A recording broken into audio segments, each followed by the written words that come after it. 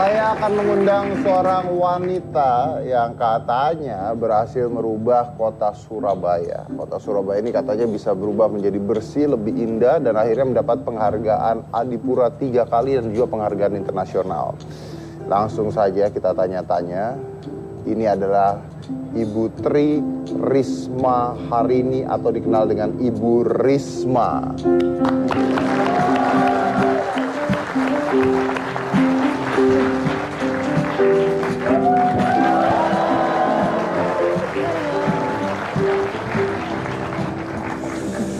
Ibu Risma ini adalah wali kota Surabaya ya Bu ya. Saya dengar-dengar dari banyak penduduk di sana katanya Ibu itu galak banget Bu.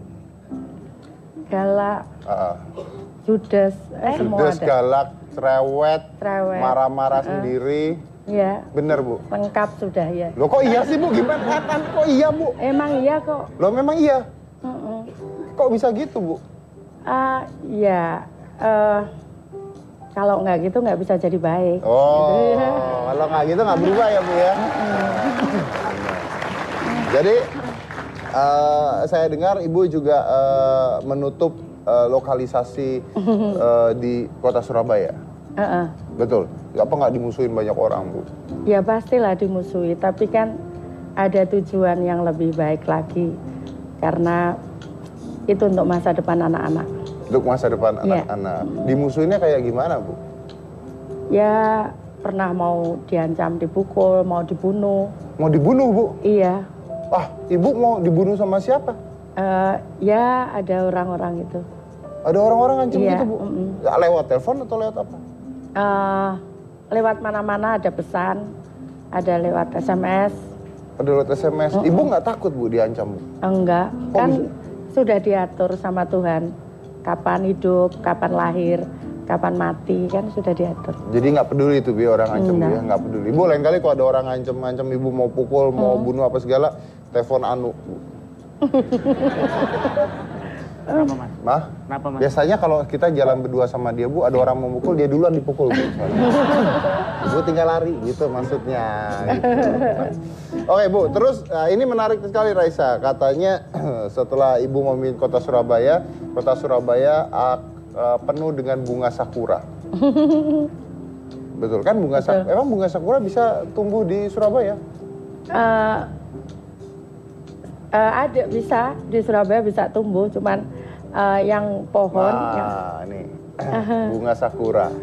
Iya, yang pohon jenisnya kayaknya varietasnya beda. Yang bunga sakura seperti yang di Jepang kita buat perdu, jadi dia di bawah begitu.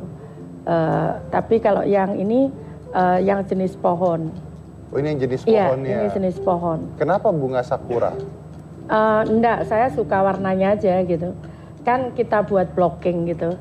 Jalan ini bunga warna putih, di sini buat warna pink, terus di sini warna orange, di sini warna merah, iya. Oh, jadi supaya nggak bosen gitu. Jadi kalau kita ke Surabaya nanti sepanjang jalan warna-warni itu Bu ya. Kalau pas bunga warna-warni gitu. Kalau pas musim bunga dia warna-warni. Ya, memang cuma Indonesia yang ada musim bunga, musim durian tuh cuma Indonesia.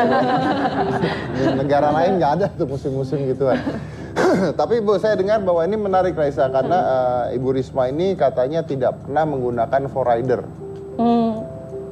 Ya. Iya. Macet dong jalan Bu. Ya kalau macet aku turun lah ngatur lalu lintas, kan tugasku. Kalau Ibu turun. kalau aku macet itu aku harus benahi. Jangan aku nambah beban masyarakat jadi bikin forrider aku minggirin orang kan. Aku kan nambah bikin beban mereka. Kan nambah beban mereka. Benar. Tapi kan kalau tugas kenegaraan yang Ibu harus tepat waktu datang begitu macet stuck gimana Bu? Ya aku kan harus bisa hitung atur waktunya. Aku kan sudah bisa tahu kondisi jalan seperti apa kayak gitu kan. Aku kan bisa menghitung gitu. Oh ya kapan aku berangkat, dan aku berangkat itu jarang sekali. Terus aku berangkat pagi kan 5:30. Jadi aku sudah bisa kira-kira gitu. Nanti berapa jam saya nyampe ke sana gitu. Udah dipikirin dulu dari awal. Iya, nggak pernah tiba-tiba macet gitu. Ya kalau macet aku turun ngatur dulu gitu. Ibu turun? Iya. Masa? Iyalah. Beneran? Iya. Turun dari Iya, mobil? iya. Ibu turun ngatur lalu lintas? Iya, Ngatur gimana, Bu? Ya diatur gitu, kamu stop, ini jalan dulu gitu.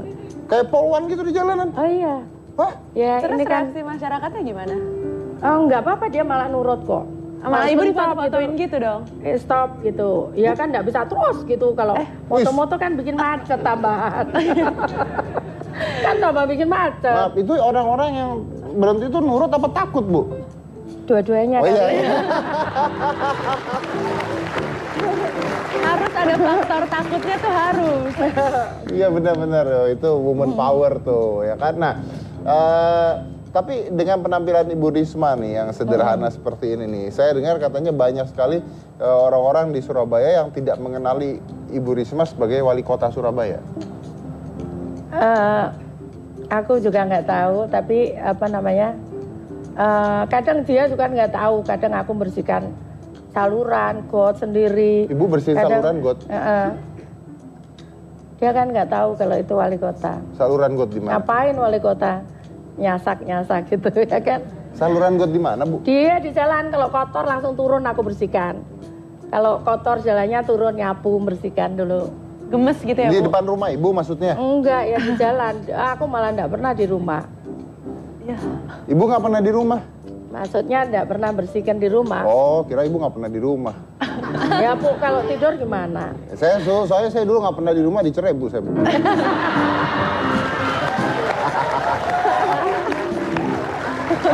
Makanya saya khawatir Ibu nggak pernah di rumah katanya gitu. Jadi Ibu kalau lagi di jalan, jalanan kotor Ibu turun, Ibu sapu. Berarti Ibu kemana-mana di mobil bawa sapu? Iya, bawa sapu, bawa tempat sampah, bawa bola untuk anak-anak, bawa beras untuk orang yang nggak punya. Terus ada apa namanya, linggis. Iya. Tenang, Bu, Linggis tenang. buat apa, Bu? Kalau nggak Linggis nurut kalau- orangnya? Oh, ya enggak lah, untuk nakut-nakut ya. Untuk buka tutup saluran, kalau apa namanya kotor atau buntu gitu, buka pakai itu. Ajudan Ibu. Ya kadang aku sama ajudan. Ibu ikut Iya. nyapu jalanan? Mm-mm. Apa kalau orang-orang lewat nggak dipikir, oh Aku ini pinter kok nyapu jalan. Luar biasa.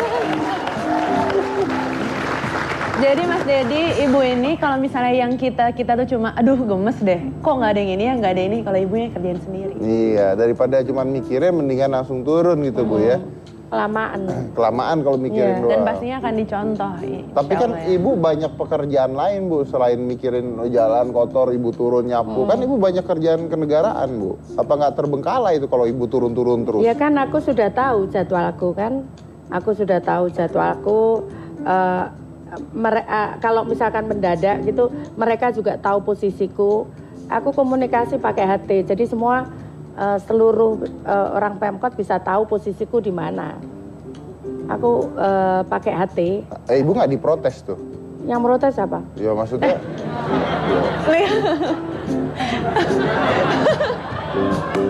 Ini kelihatan ya di sini tegas banget Ibu ya.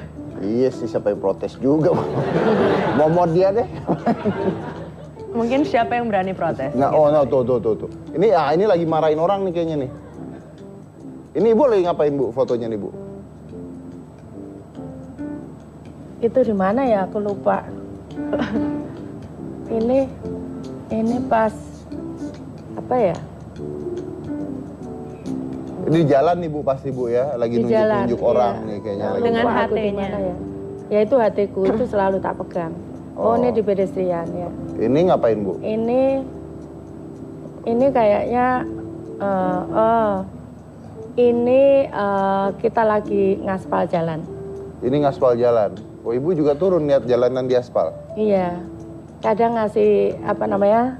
Ngasih teorinya mereka harus seperti apa kalau ngaspal jalan. Ini apa Bu? Kalau ini ya nyoba-nyoba jadi penari lah. Kalau nanti pensiun jadi wali kota. Oh.